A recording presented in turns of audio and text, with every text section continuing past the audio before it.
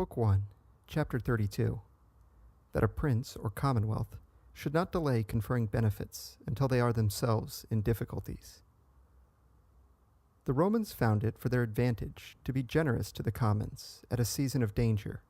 when Porsenna came to attack Rome and restore the Tarquins.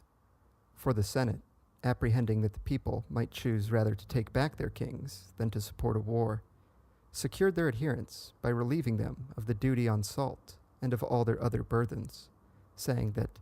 the poor did enough for the common welfare in rearing their offspring. In return for which indulgence, the commons were content to undergo war, siege, and famine. Let no one, however, relying on this example, delay conciliating the people till danger has actually come, or, if he do, let him not hope to have the same good fortune as the Romans.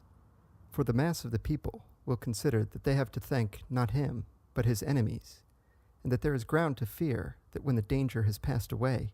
he will take back what he gave under compulsion, and therefore that to him they lie under no obligation.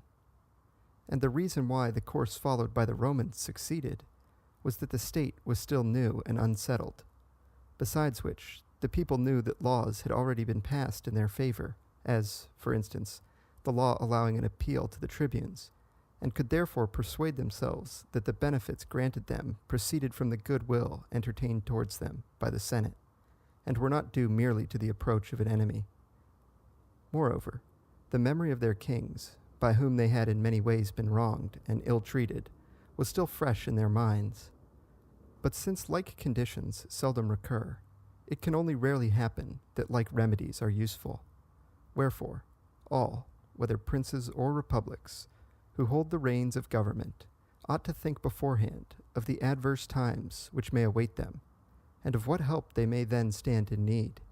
and ought so to live with their people as they would think right were they suffering under any calamity. And whosoever, whether prince or republic, but prince more especially, behaves otherwise, and believes that after the event, and when danger is upon him, he will be able to win men over by benefits, deceives himself, and will not merely fail to maintain his place, but will even precipitate his downfall,